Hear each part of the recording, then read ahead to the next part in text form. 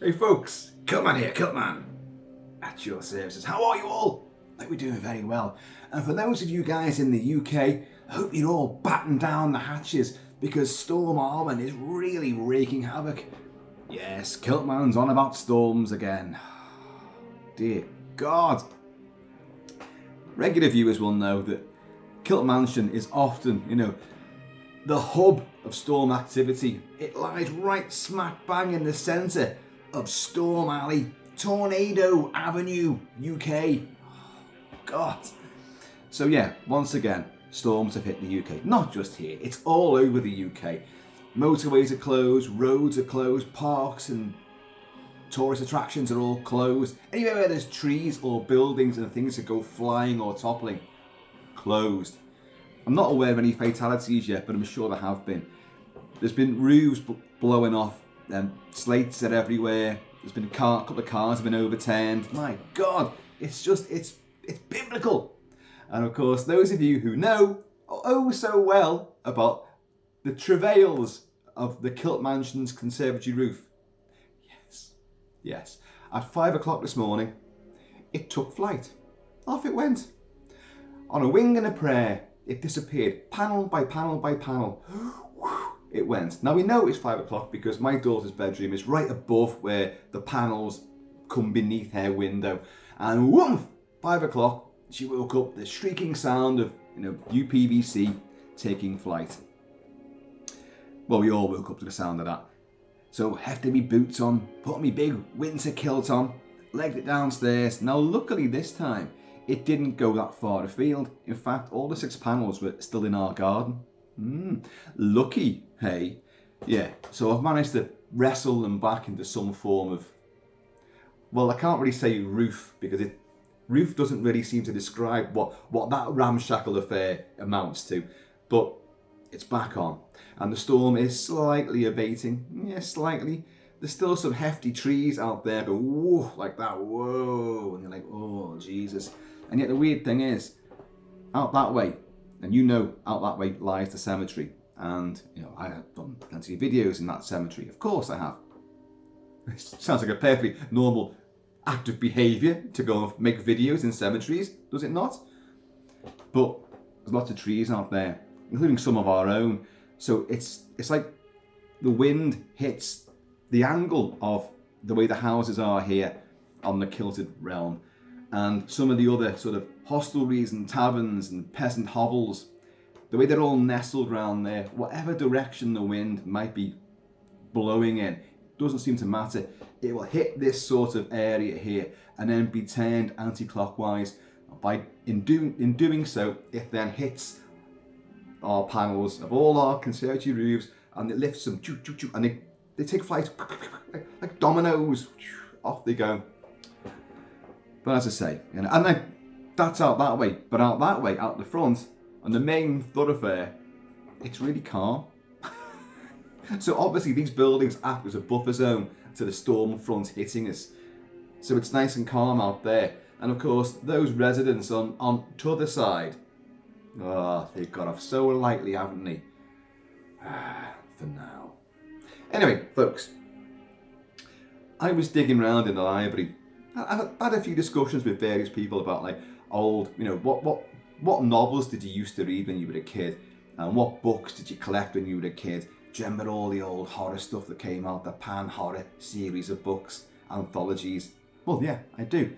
And I've got a few of them lined up here. So I went to our library, and we have two libraries. You've seen one of them, I've done videos in one of them. The other library, which is better, it's more the arcane library, yes. And some of the old tomes that are there, like the Necronomicon resides up there. And but Mrs. Kiltman would not let me film in that library because she said, you filmed too many parts of the mansion, you shouldn't be doing it. So I've had to respect that. So the other library remains sacred. For now. But I dug out a load of books which I got, probably a lot of them in the 70s, but then would be the 80s as well. But they were great stuff when you were a kid growing up, and such an avid reader like myself, as I'm sure many of you were as well. And genre fans, wow, what a fantastic time. You had Stephen King hitting the market, like in the 70s and the 80s. He reigned supreme. He was Stephen King. But I went off him rapidly after, I think, Christine, which I loved. Oh, I loved it as well at the time. But I was Stephen King fatigue by the end of it. And I just thought, I don't want any more. I just don't. I'd loved Carrie, I loved The Shining, I loved Salem's Lot, fantastic. Firestarter, Dead Zone, But Christine, I absolutely adored, and I love John Carpenter's version of it as well. And it's getting remade now again, apparently. Isn't everything getting remade? But it finished me off. I've got plenty more Stephen King books, and I really can't get through them. But it was also the era of James Herbert. And there's no James Herbert books here. Because I want to cover James Herbert separately at some point, because I've got a connection to James Herbert, which some of you may know. Anyway, but we'll leave that for another video somewhere down the line. But what I did, I went up there and I perused the shelves, and I just dug out a lot of books which had great covers, great illustrations, great vivid imagery, but just great pulp stuff, and some classics as well from the era. Again, we're talking 70s and 80s here. So let's get the biggies out the way first. I mean, one of my favourite novels of all time is from F. Paul Wilson, The Keep. Yeah, and I love that particular one. That's the first paperback edition of it, because that face is terrifying. I'm trying to not hit the ring light, but the textured effect of the words "the keep" are wonderful on that. That rage of Molasar, Rassilon, and the lightning blast behind, beautiful. I love the quote on the back of it as well from Captain Vermin. Request immediate relocation. Something is murdering my men. I had to go mangle it, didn't I, with my own whiskey-sodden lips. Did I say whiskey? I did, didn't I? It's always close at hand. But I've covered the film The Keep, I've covered the book The Keep many times, so I'm not going to labour the point. But then F. Paul Wilson introduced us to Repairman Jack in an infinitely better novel, I thought, was The Tomb. Came out a few years afterwards. And Repairman Jack would then go into other adventures, which I didn't really like. The Keep was always referred back to, and then you got Reborn, came out, and I think there's something else in the whole Keep trilogy. And this figures in the series, the cycle as well. But this is wonderful. And again, it's done in the same sort of style, with this sort of textured, sort of, I don't know what you'd call it, but this rippled effect on the title as well. Brilliant. And these sort of reptilian hands coming out. But Repairman Jack, what a great character. And what a great book. I've read that a few times, it would take me 3-4 days to read that when I was 12, 13 years old. And then with that book in particular, same with Whitley Strieber's Wolfen, which I've discussed so many times, I could finish the book and then go right back and start it all over again. Now that's unusual with a book, I find. With a movie, I can watch a movie all the way through and then goes right back to start, watch it all over again. And then do it again. And again, I could spend an entire day watching things like Escape from New York or The Thing or Alien or Wolfen again or The Keep. But with books, that's a much harder thing to do. It's a much bigger undertaking to go through a book again. But I did with that, loved it. What else have we got? I mean, there's no rhyme or reason to this. It's just showing me some of this stuff. Now, Jaws came out, and then of course everyone was trying to leap in, cash in on this fishy meal ticket. And John Sayles came up with Piranha, which was fantastic. Joe Dante directed it, and it's a great movie. It itself spawned many offshoots and, the 3D big knockers type Piranha movies and all that kind of garbage. But here's the original novelisation of it, written by John Sayles himself. Look at that! Look at that coming at you. It's great. And I love the jackets of these things, and the blurb that they write. Like, they came down river in their thousands. Their teeth could strip a man to the bone in seconds. Their hunger for flesh was insatiable, and their vicious attacks had already left a trail of carnage and mutilation in their wake. It's just outstanding, isn't it? A hideous death lurked unseen in the river. And then you've got major film. Usually it would say, now a major film. But if you look there, they can barely fit that on. Look, major film, it's come off the edge of the bloody page, the cover. And that was, back in the day, was 80 pence. And that was published. Let's have a little look. Let's just have a little look. Look at that. Once again, you know, the younger version of me. Can you see that? You can't see it. I've written my name and address in big, you know, curly letters. I love the illustration as well. You know, that chapter 1, it's got an illustration. I think the fish, the piranha, is actually on every chapter. 1978. The film came out in 78, didn't it? Well, look at a little rip-off of that. Look at this pile of fish guts and chum. Flesh bait! Flesh bait! Look at the hand, look at the fish. They're completely, you know, they haven't got a clue what they're doing. It's written by David Holman and Larry Price. Suddenly, the sea becomes a focus of terror. And you can see it's done massively in the same style as that. And even on the back, you know, the way it's written on the back as well. And here you are, look at this, look. A young girl overwhelmed and drowned by fish. A paddling child swept out to sea by fish. Boats smashed and sunk by fish. Ships overpowered by fish. As the horror spreads along the holiday beaches, so do the questions. Has chemical pollution affected the sea creatures, turning them into savage, motiveless killers? Or have the fish, so long hunted and killed for sport, turned against their tormentors? And in big letters, is this the final apocalyptic revenge of a species? Is it bollocks? If the fish are rebelling, don't go in the sea. It's pretty simple, isn't it? Pretty simple. Shit as well. Right. Well, I was going to come on to this guy a bit later on, so we'll come on to that. Here's some other random stuff, like, which, you know, obviously caught my eye. Our local bookshop in Wallasey Village was always called Albiston's, and well, mainly because the guy that ran it his name was Albiston, John Albiston. He's gone now, and but he was a great guy. I mean, he was like another father to me, weirdly enough, because if I wasn't in the cinema after school every single day, or rather, I would spend part of my day before going to the cinema and spending the rest of the night in the cinema every single night, free of charge. Okay? And I would go to Albiston's bookshop in the village, and he knew me, and he'd always recommend stuff's coming out. And even though I was only very young, he knew I was an avid devourer of horror fiction, science fiction, and fantasy, and all that.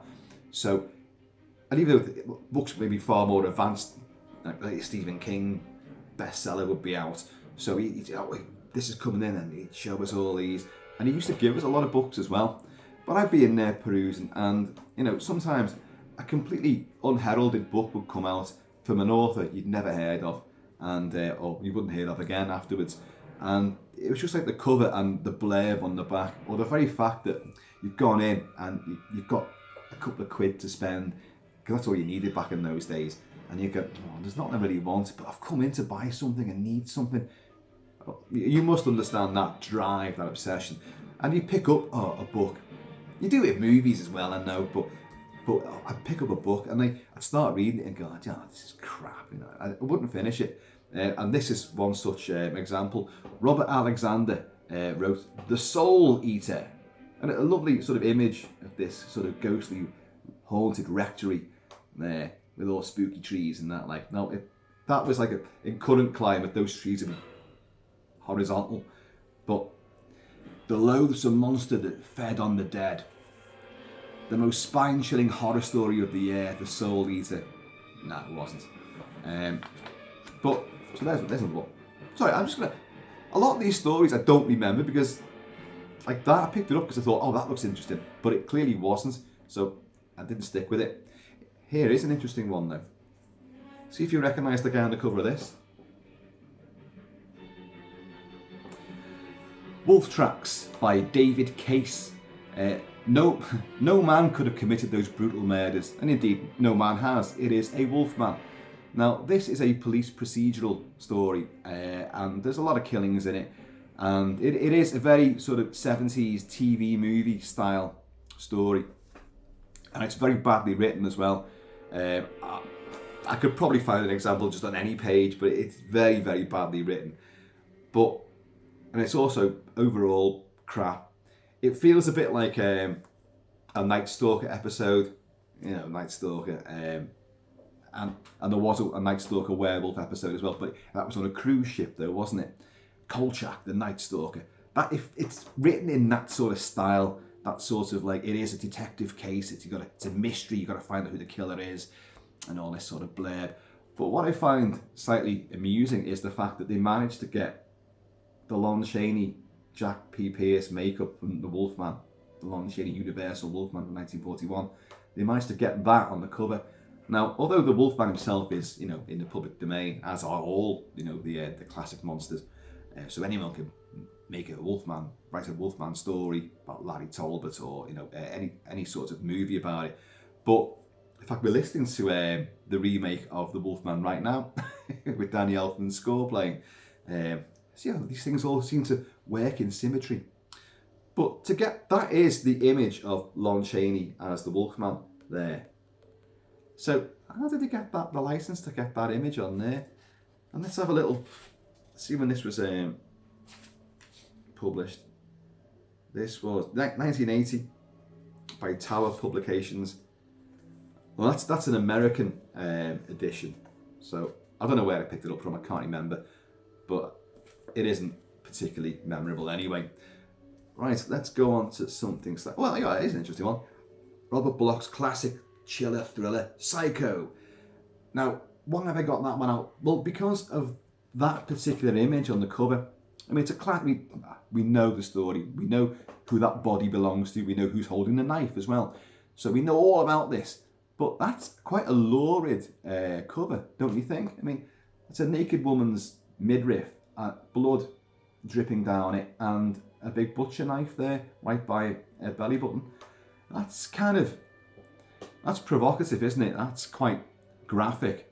Without showing the knife going in, that's still pretty savage and potent, I think. And I've not seen that cover anywhere else. I've seen many, many other variations on this. So, interesting, methinks.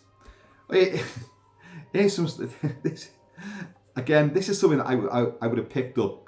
As a kid, I got like, wow, got out of that. There's never been a bloodbath like Savage. Isn't that an aftershave now that Johnny Depp's wearing? Oh, that's Sauvage, isn't it? But look at that. Look. He's a headhunter. And I think he shrinks the heads as well. So there's a big machete lodged in the ground, and tied to it are severed heads from all these people at this fantastic new resort. It's always a new resort, isn't it? And a grand opening, and then a monster, a giant shark, piranhas, a psycho, a primitive savage from the jungles, reenacting a revenge for the desecration of his land and his people, and he's a primal force of pure evil. Wreaks havoc and takes them all out, and it is quite a nasty novel as well. A whole new dimension of bloodlust and total terror. Savage goes for the throat like no other shock saga. Horror piles on horror to rivet the reader from the first page to the final nerve-rending climax. I do recall this being quite entertaining as well, and it is jam-packed full of horror. Here we go. Richard Lehman. A lot of you guys know this author. The Cellar, the first in the Beast House cycle, which I think ran to, is it 3 books? I don't know. Not a particularly great writer, but very popular though at the time. And this, again, it's sex and violence, it's pulp, it's exploitation, but there are some good moments in this.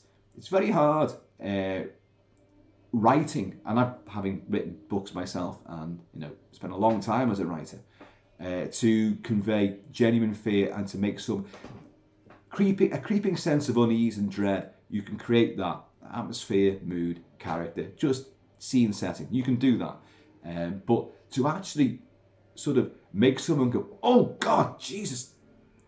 And there's a moment in this where because it's a house, it's a famous beast house where murders have been committed, and it's full of waxworks depicting all the murders in there. But the real reason why the murders happened is still down in the cellar, and it is a beast. As you can see there, raking across the cover there. And but there is a sequence where someone is at the top of the stairs, and basically the line is just something along the lines of like, and silently they sat there waiting as they heard the beast coming up the stairs for them. And it's just the way that it's written and the way it caps off a chapter. You don't need to be told what happens next. It's just like, you go, oh God, oh, and it works. The thing is, if I was to try and find that bit now, I probably couldn't find it. Let's have a look. No, I'm not going to find it. Loads of sex in it as well. The beast likes to rape its victims as well. So, the year's grisliest bestseller, destined to become a classic of horror. Yeah. Well, it did. Gruesome goings on, and plenty of them. That's from Publishers Weekly. Okay, let's go for an absolute classic now. I Am Legend. Here we go. Look at this. Richard Matheson's classic. Now, again, that's a paperback from the 70s. I have not seen I've not seen that since. I've seen plenty of other variations on this, different covers. Sorry, that ring light's playing havoc there, isn't it? But look, there's Robert Neville. And look at him. You know, because the whole point is he's the last man on earth, isn't he? It was filmed as The Last Man on Earth with Vincent Price in the 60s. It was filmed with Charlton Heston as the Omega Man, which I've discussed a lot. Love that movie. And then, of course, Will Smith did I Am Legend, which is a great but flawed version of it. But I do love that version as well. But anyway, look at that. Isn't that a great image, that? I wish that these books would tell you who the artists were who did these cover illustrations, because it doesn't tell you. I Am Legend. A lot of these have been from Corgi, Corgi books. The classic vampire novel by Richard Matheson, author of Hell House. And so, God, again, I've written my name and address in there, like, oh, look at me, I can write. I'm just trying to see if it says who's written who's delivered that fabulous artwork. It doesn't tell you. Some books do cover art by so and so, and horribly at the back of it. Yeah. Now I know where the back of the cover is. I know where it is, but it has come adrift. The thing about books as well, I don't mind books getting weathered. There's something about a weathered old tome that you go back to and you love. I like to keep things pristine if possible, but I don't go out my way to break the spine of a book, to tear it, to crease it. I don't do that. But there's also there's an allure to a well-thumbed book, you know. And it's paperbacks that have that kind of quality to them. A rip, a tear, a crease, a smudge. I love it. It only adds to it. It's a lived-in quality of the book. So the book it's got a story to tell, but it's been around the block a few times itself. I like that. Keeping with Richard Matheson, here's an anthology of his. Wait till you see the cover of this. In fact, I might need a wallop of this first. This is great. I do doubt you get a cover like this. Like the Psycho one, you get a cover quite like this nowadays. In fact, this is part of the reason why I was doing this, because like cinema posters, and we've discussed that a lot, how cinema posters used to be fantastic in the 60s and 70s and into the 80s, but then from the 90s onwards, it just became like photoshopped bollocks, just highly stylized, and some good examples, but mostly bland as hell. I think book covers have become the same thing. Certainly throughout the 90s, they were just, especially if you had it was a big name, just the entire cover would be taken up with Stephen King, and a little diddly sort of image of nothing really, and that would be for any big author. So the art of creating artwork for books and posters really did seem to just fade away, but not when they made this. This is Richard Matheson's anthology. Shock! Look at that guy. Look at that fuck. Right off. Oh, that bloody... Yeah. Look at that. And on the back of it, Shock, shock, shock. I'll read some of that. But look at the axe splitting his skull. Look at his bloodshot red eyes. Look at that. It's just...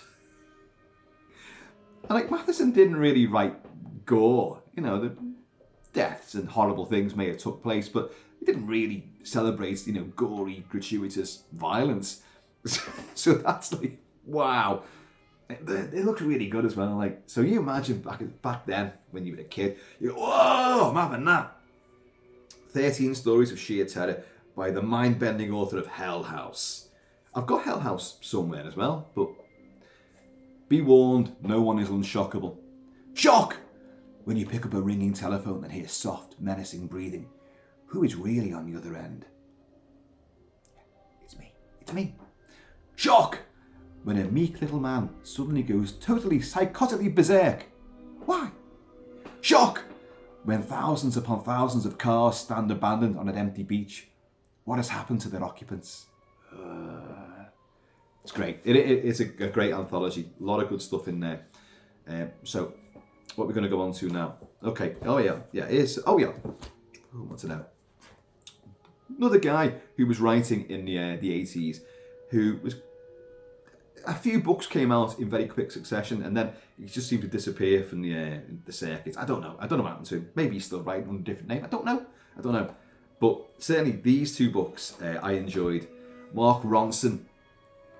Ghoul! Look at that. Now that image there, folks, that image there is from something else. I know it is.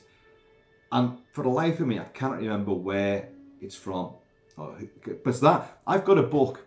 I know I've got a book that's got images of monsters and dark gods and, you know, demons and things. And of course, that's in the other library, which you can't see. And that image is in there.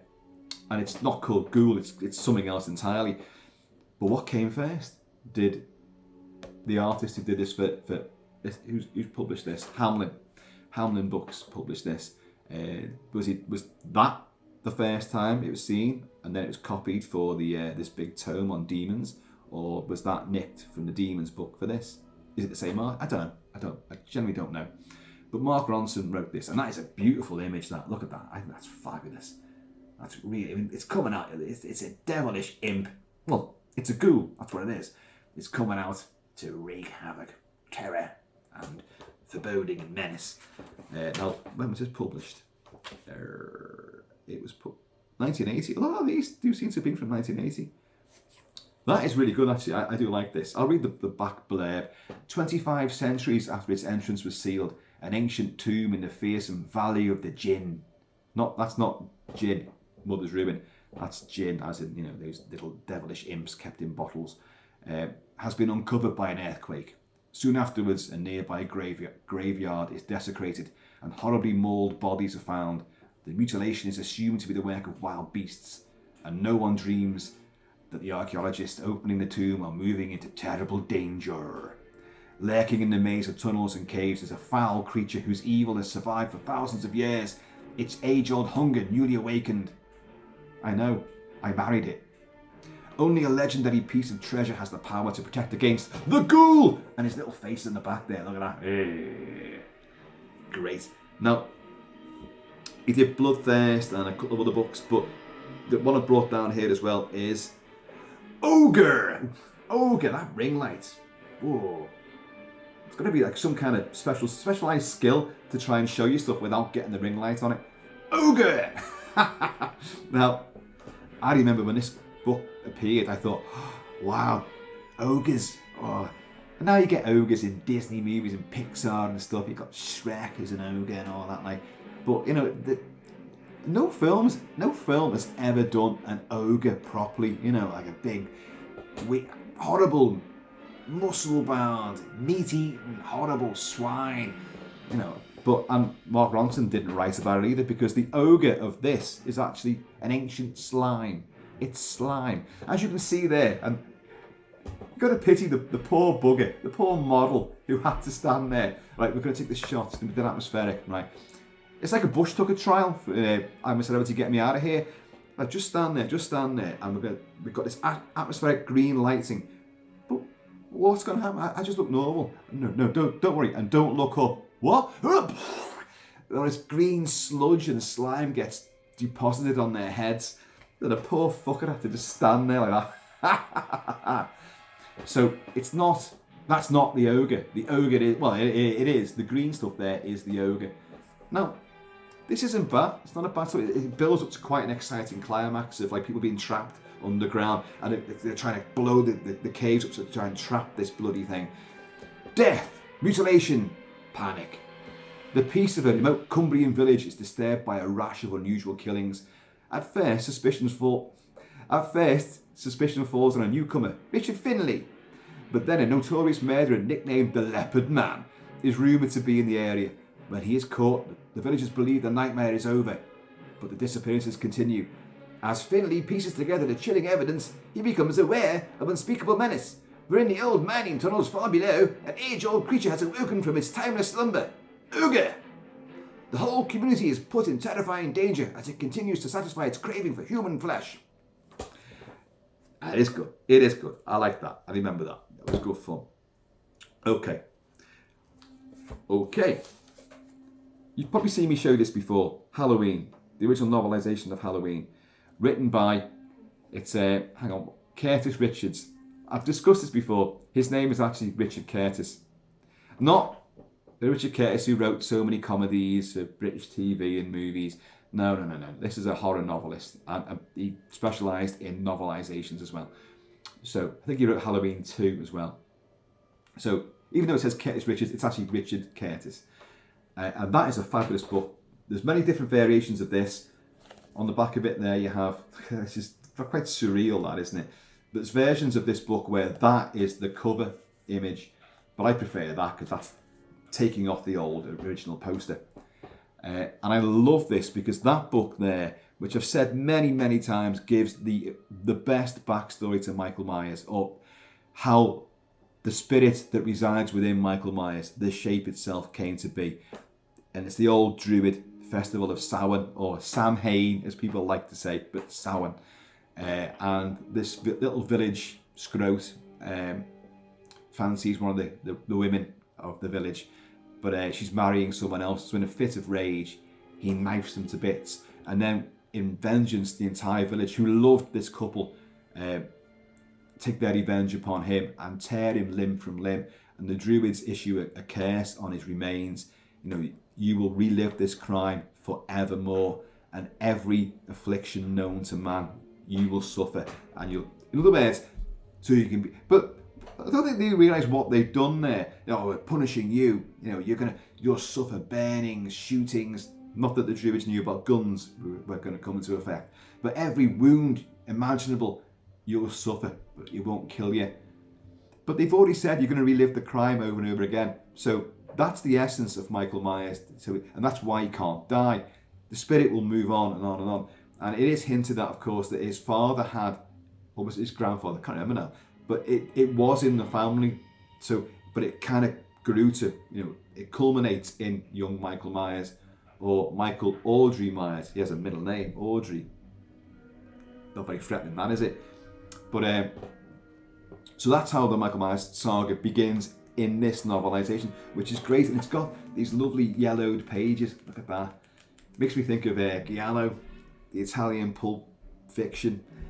Giallo, yellow page books, and like Dario Argento and Mario Bava, and many of their ilk took their movie ideas from Giallo pulp novels. But there you go.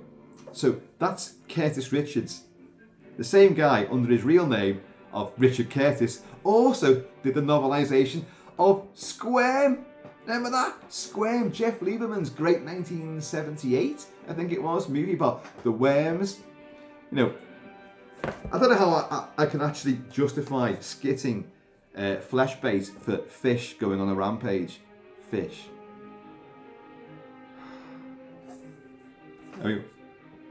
Any fish come for me, I'll batter them. But Squirm was about worms. Worms which, when a horrible thunderstorm hits, a lightning bolt hits power lines, the power lines electrify the mud, and the worms residing in that mud turn carnivorous.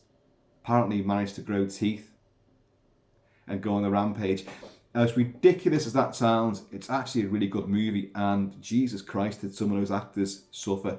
They are put into vats full of worms. They are up to their eyebrows in worms, and these are big, fuck off big. They're like anaconda worms. These are fucking huge. And some of the special effects, for the time, were quite innovative. Where the worms would be going into the skin, burrowing, and like you'd see them wriggling underneath, and they'd be coming out of the side of people's faces. Quite ghastly stuff. And as you can see there from that cover illustration, look at that, that's great, isn't it? Look at the worms. And you can see them biting in as well, like.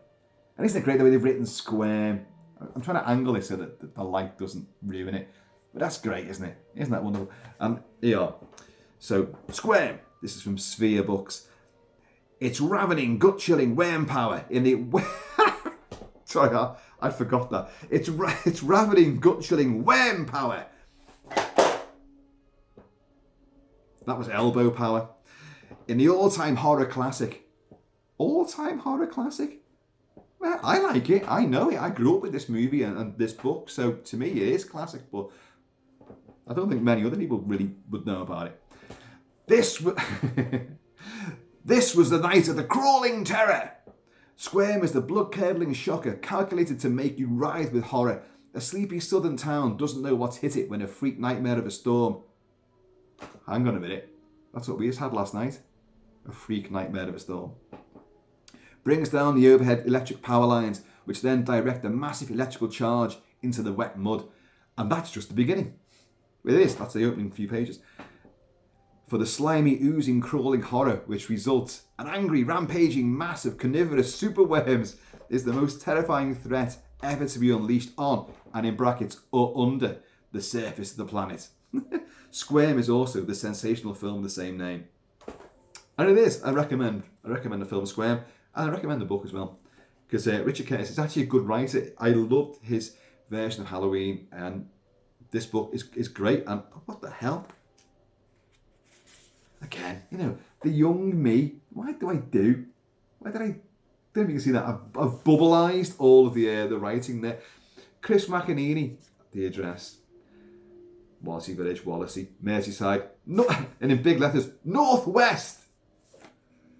Well, if you're going to go that far, Northwest what? What a dick. Okay, right. The original novelisation of Night of the Living Dead. Great image as well, I like that, the shambling ghouls there. The ghouls are not threatening on their own. The undead are not a threat in Ramirez movies. Only en masse are they a threat. So shambling, pot-bellied, recently dead. But they're not exactly, you could overpower them, you could crush them, shoot them, stamp them, burn them, whatever. But when there's loads of them, and they hem you in, you're doomed. Now, there's a hefty introduction to this written by George Romero. Gory George himself. A novel of terror by John Russo that became the classic film of horror by John Russo and George Romero. Now, so John Russo wrote this book. This is the book version of the movie, the original 1968 classic Night of the Living Dead. Now, as we all know, Laurel Films had difficulties, and John Russo and George Romero had different ideas of where they're going to take the movie after that. If you can hear banging going, that's some of the peasants in the fields who are trying to rebuild their hovels and their shacks. They're putting the wattle and clay onto the roofs again after Storm Arwen destroyed them overnight. So John Russo went on with a different idea for how it was going to take place. George Romero had his own ideas of Dawn of the Dead, but John Russo wrote Return of the Living Dead, and this is where it gets interesting. Return of the Living Dead, and there is his initial sequel to that, to Night of the Living Dead, Return of the Living Dead, with state troopers and all sorts, and there's quite a ghastly sequence in this. This has not been filmed, by the way. And no, that title there, Return of the Living Dead, don't worry, we will return to that title in a moment. But this is his original follow-up to Night of the Living Dead, John Russo, who was there at the start of Night of the Living Dead's entire conception. So, but it's a sequence in this where these bastards have broken into a house and they give a stomach wound to they tied up one guy, I think it's a state trooper, and they injured the other one in his stomach, so he's going to die slowly from a stomach wound. But he said, don't worry, you know, when he wakes up, when he dies, he'll wake up and he'll be hungry. So this poor state trooper's tied up there, and his buddy is going to wake up as a zombie and go for him. And it's like, oh, you bastards. And if you look on the cover there, you know, it's quite a gruesome sort of image. It's that's not someone wearing a mask. That is just an image. That is a sort of, they've built that. They actually sculpted that. And then obviously, I think they added the eye to it. But it's a great little image. From their rotting graves they rose to terrorise mankind. The dead rise again! A bus overturns in a quiet American town, and soon the entire neighbourhood is filled with death and terror as corpses rise from their graves. No one is safe from these ghouls. Done a lot talk about ghouls, haven't we? No one is safe from these ghouls in their hunger for human flesh. The whole country could perish in a bloodbath of nightmarish horror. Well, you see, what Russo was doing, Russo was again taking the idea of Night of the Living Dead, a small rural community, keeping it small scale, but hints of the bigger apocalypse, you know, abound. But he kept it small scale. George Romero was thinking differently. No, this is now going to be nationwide, if not global. So, but we all know that a film called Return of the Living Dead did come out, directed by not Tobe Hooper. Oh God, no, it was Tobe Hooper, wasn't it? Return of the Living Dead. What was it? I've reviewed this movie as well, and I love the movie, and suddenly my mind has gone, as it always does. Was it Tobe Hooper? I really can't remember now. But anyway, Return of the Living Dead came out, and it is fantastic. It's the rock and roll, the psychobilly zombie extravaganza. And I love it to bits. Superb soundtrack, great special effects, and some great silly ass performances as well. But John Russo wrote the novelisation of it. Da-da-da. And look, very similarly, look, we've got another ghoul. That one looks a bit like the alien entity in the classic film Horror Express. Little bit. I've reviewed that film. Go find that review. Now a major film. And, well, we know about this. It's great. Linnea Quigley does the striptease in the cemetery. I wish she'd come to our cemetery.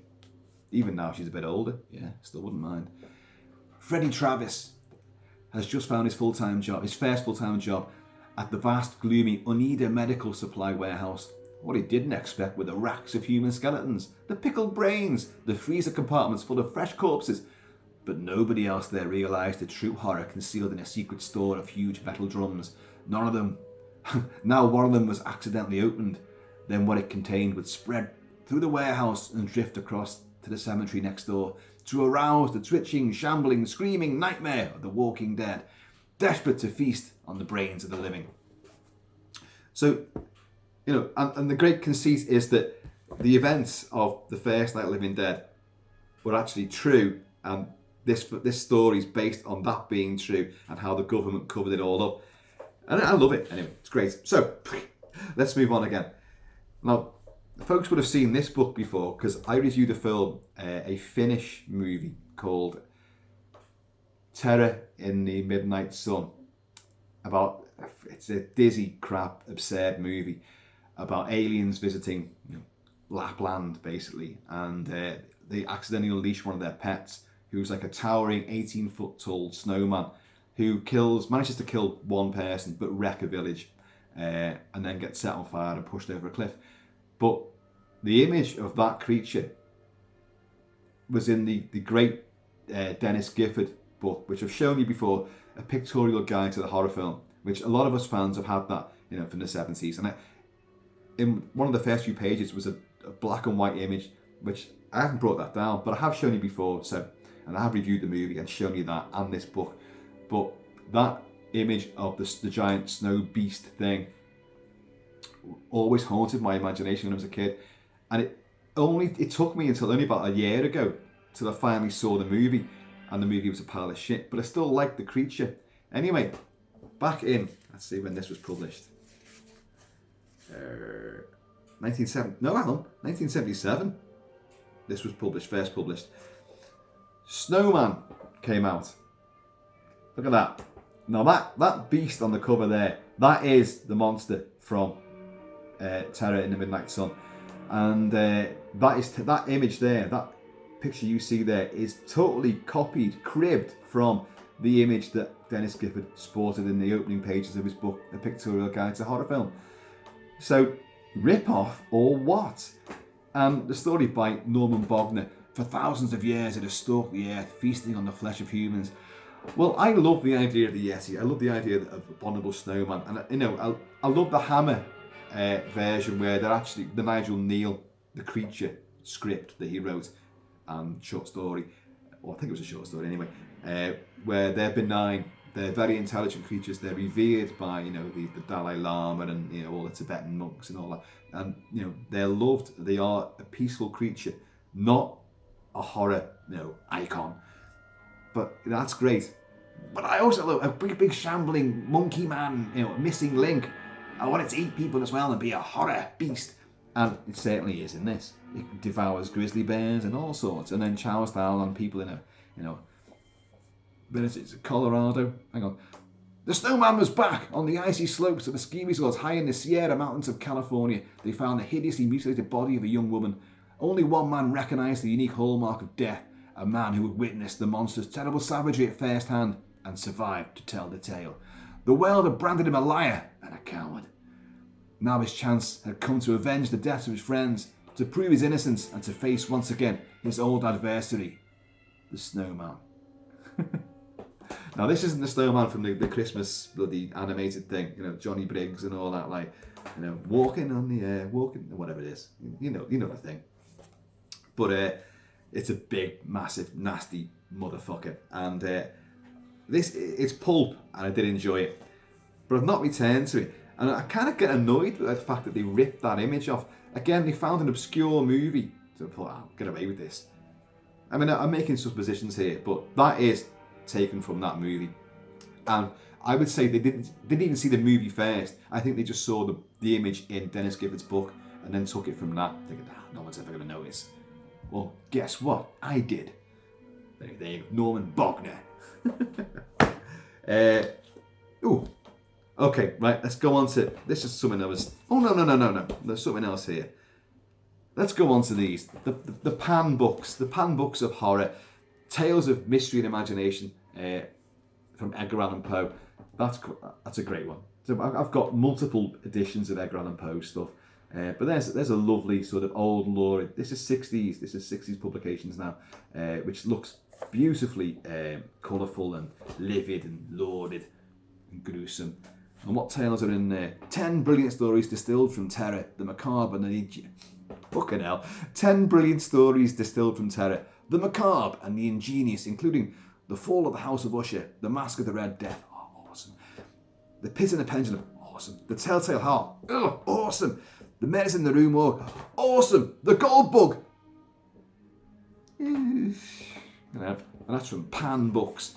Pan did some great jackets and covers. They went into doing the Pan Books of horror stories, selected by Herbert Van Vaal. And I've got a few of these. I've actually got a lot more of these, but I've just brought down a random selection. The second Pan Book of Horror Stories, selected by Herbert Van Vaal. Look at that. Look at it. It's ghastly. It's livid. Great artwork. And I love the blurb on the back. Oh, that ring light's gonna just play havoc. Clammy hands, irregular heartbeats, tingling of the scalp. Yeah, I get all that from drinking this.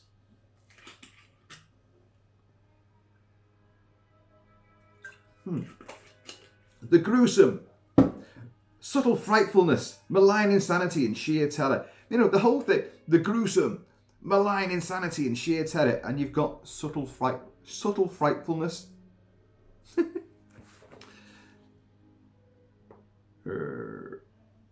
Yeah, looks great. That was the second Pan Book of Horror Stories, and I have another edition of that, the second Pan Book of Horror Stories, selected by Herbert Van Vaal. Look at that one. Look at that. That weird, a hand coming up from like the shrubbery with an eyeball in the middle of it. What's that about? A bloody eyeball as well. What's that about? Tales to Murder Sleep, a hand-picked collection of horrifying tales whose evil images will make your leaden eyes afraid to close their slumberous lids. Oh, we are. 15 stories of subtle frightfulness, malign insanity, gruesome infamy, startling terror, subtle frightfulness. But they are brilliant. Let's go for the third pan book of horror stories. Look at that. Look at that little critter coming up from the grave there. That's the sound of his zip coming down. That's great, isn't it? Let's see what the back of this says. Foul deeds will rise. The mad woman who needed blood. The horror in the lonely farmhouse. The girl who was strangled in the dark room. 21 Tales for the Witching Time of Night by Edgar Allan Poe. Algernon Blackwood. Was it Algernon? Is it Algernon?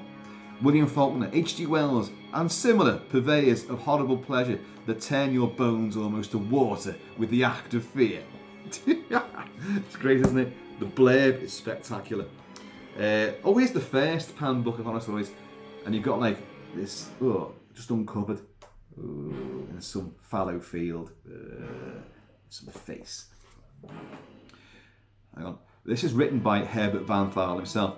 We feel that the stories in this book are such that if your nerves are not at the strongest, then it is wise to read them in daylight. In other words, if you don't feel you're up to it, it's not saying don't buy this book. It's saying, oh no, still buy it, but read it in daytime, when there's company around you. Brilliant. The seventh pan book. Look at that. I love that. That shambling ghoul there. Look at that. It's great, isn't it? I love that. Beautiful.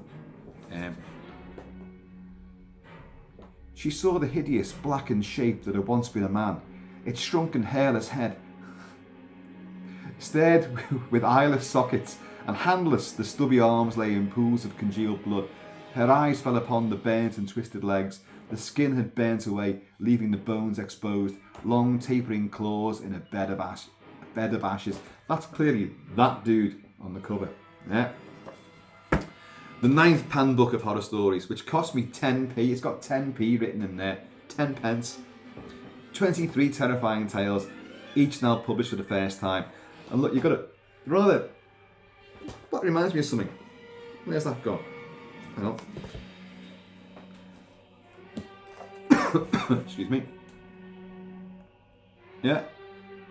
I mean, I'm not sure who was luckier to get covered in slime or wrapped up in bandages, but that poor model. But it's the same person as well. It's like, shit, what do I go through now? I've just got to stand here again. Yeah, just stand here again. Looking up, like, and then suddenly the minions come in and start wrapping them in bandages. And it's like, nice one, off you go. So that's that. I brought down the film that they ripped off with that. Where's it gone now? Oh God, what have I done with that? Where's it gone? Snowman. There you go. That book, Norman Bogner's book, Snowman.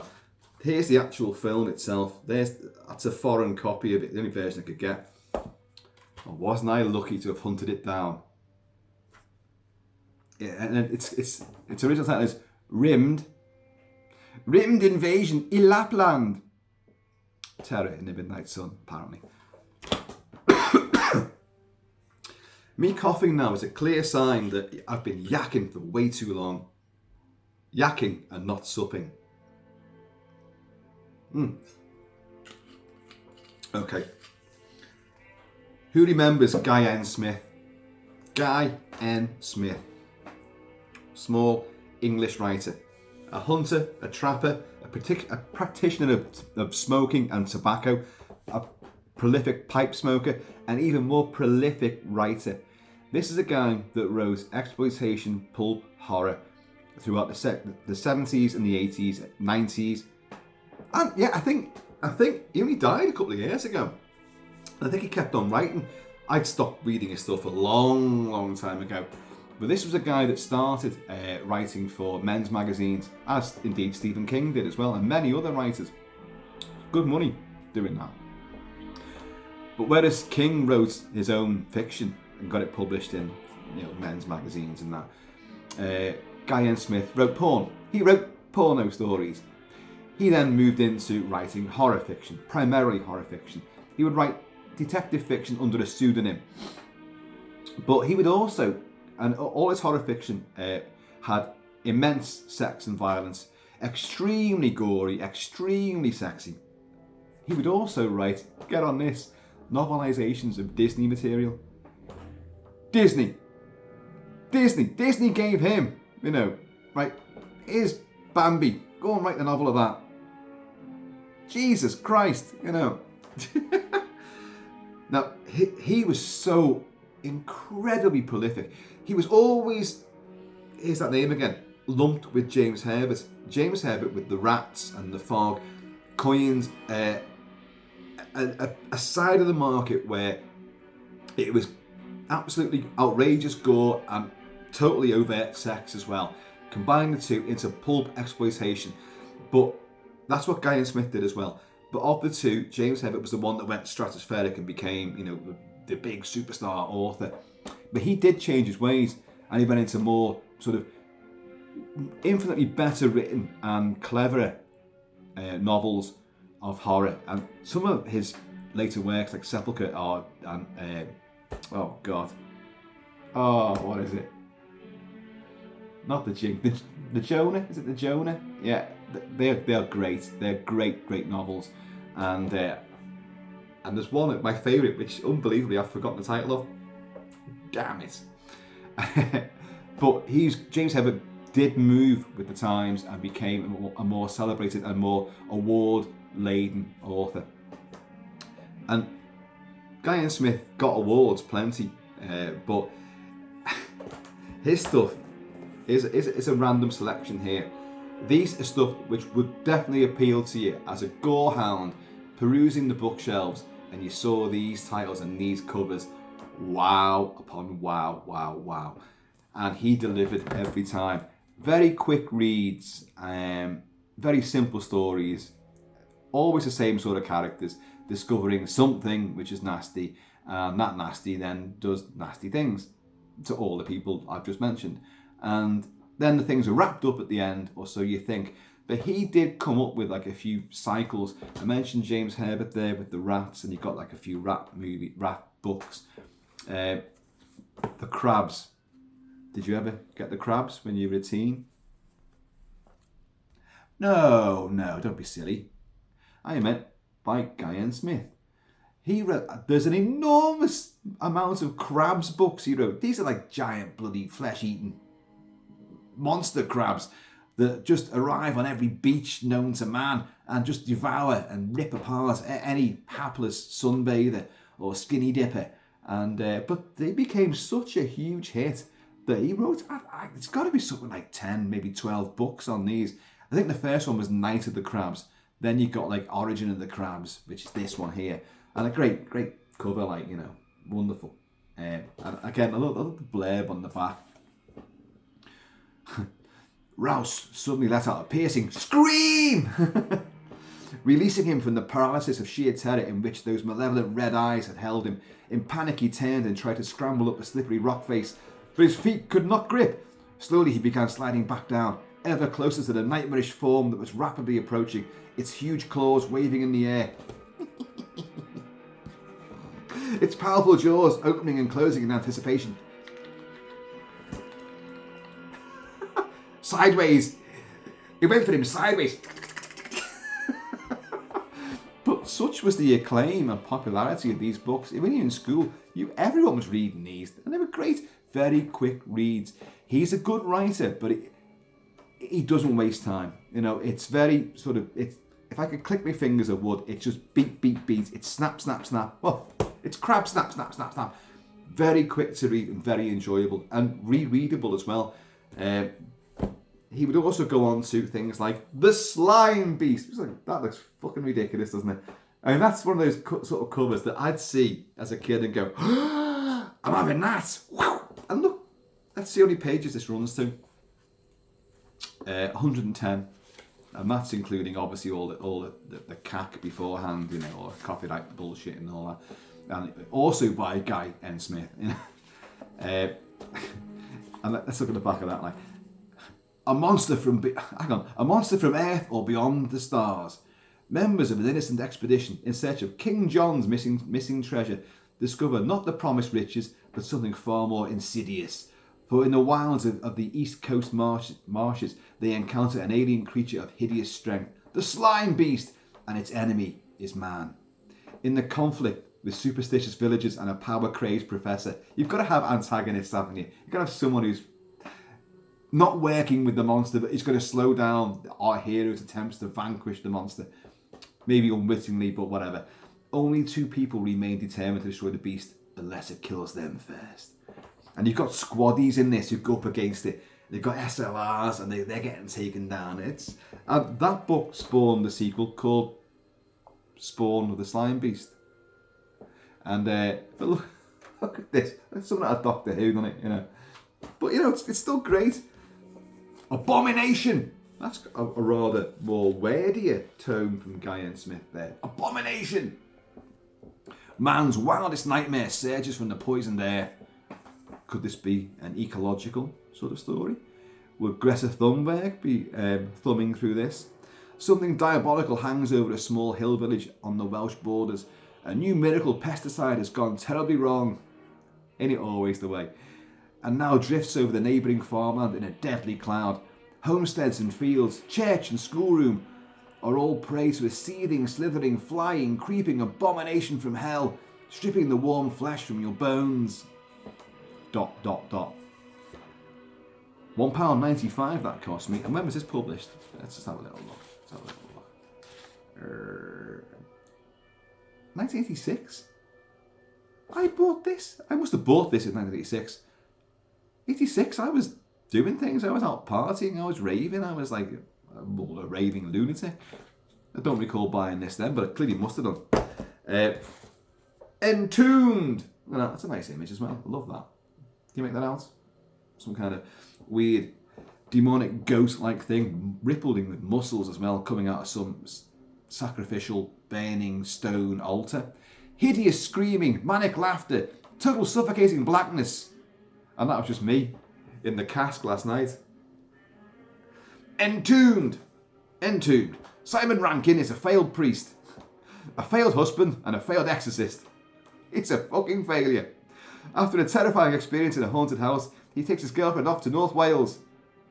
Don't do that. In a desperate search for peace of mind, but the horror left behind is nothing compared to the chilling evil that hangs over Cumiglia. Isn't that an STD? The villagers are frightened and hostile. His nights are troubled by dreadful nightmares, and down in the abandoned slate mines, an inhuman power is at work. As Simon nerves himself to challenge the unknown, a devastating fury awaits him in the icy depths of the earth. But you wrote a lot of werewolf stories as well. There's one, Wolf Cursed. Now, again, that's a bit of a shitty sort of generic sort of cover there, but it's still alarmingly in your face. Blood! Blood! The sight of it, darkly streaked and spattered on his face. The feel of it, stickily encrusted around his mouth. The smell, cloying, stifling. The taste, warm and sweet in the throat. Blood! But whose? Dear God, what had he done? He dropped to his knees and howled in his despair and anguish. Yeah, and that's a werewolf story. And it's not bad, it's not bad. But here's his debut novel. He always said that this didn't cement his success. It was Night of the Crabs, which cemented his success. But this is the one that actually started the whole ball rolling. Werewolf by Moonlight. And this is again set in North Wales, in the Black Hills. There it is, look at that. And it's published by New English Library, I think it is. Yeah. And this cost 30p, right?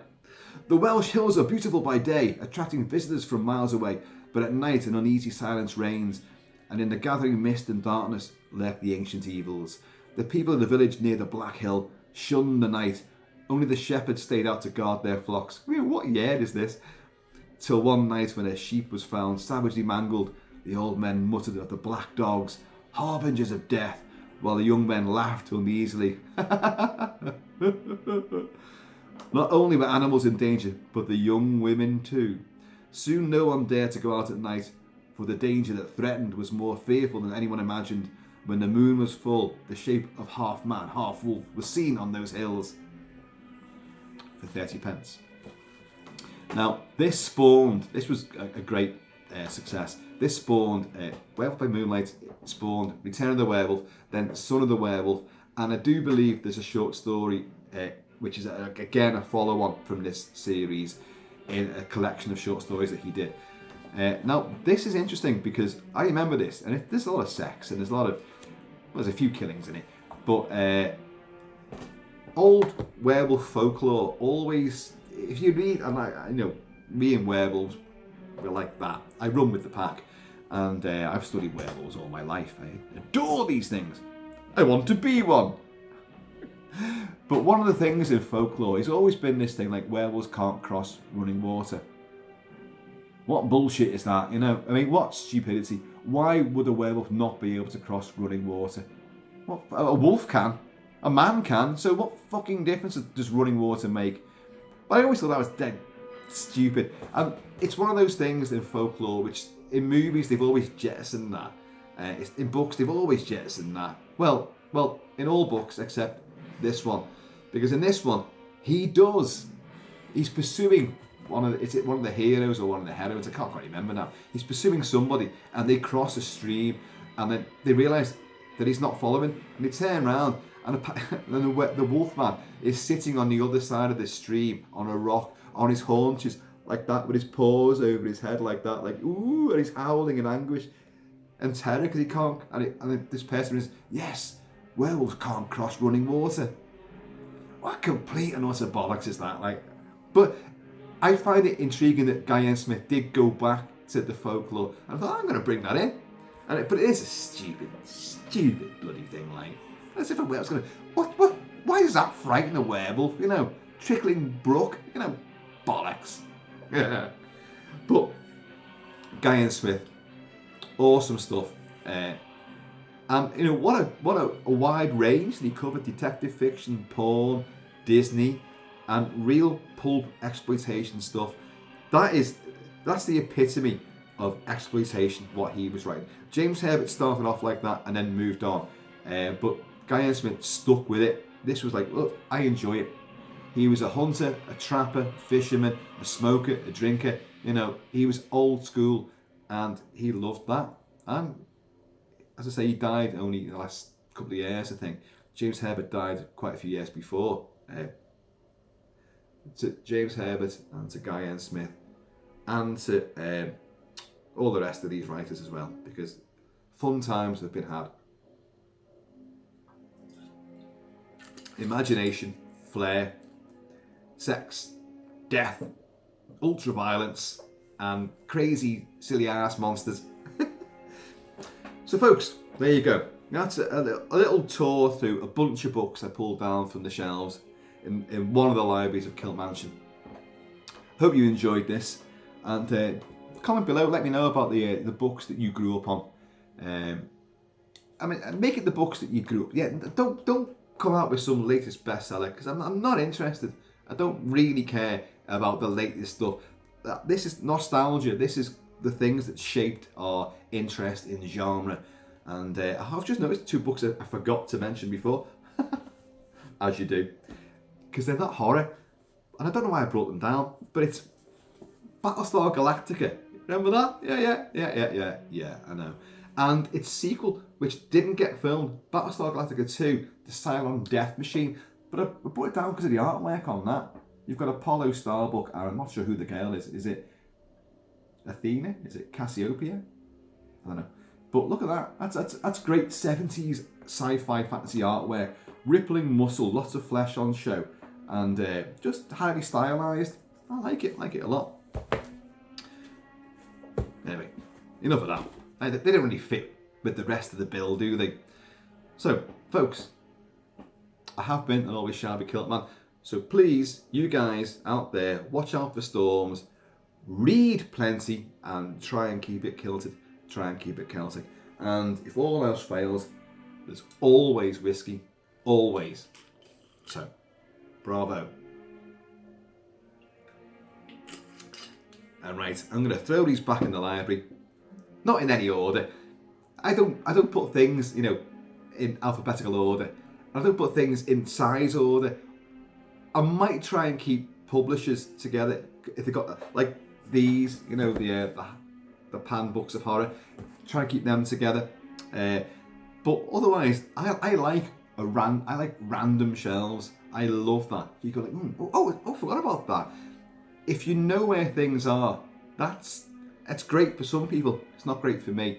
I like to root about because in the very search for something I'm looking for, I find things which I completely forgot all about or literally never knew existed.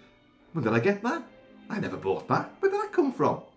You know, and that's the part of the discovery and the lovely, mechanics of searching for something. You might never find the thing you're looking for, but you'll find some other great treasures en route. So anyway, folks, I have been always Shabby Kiltman. Please be happy, be safe out there.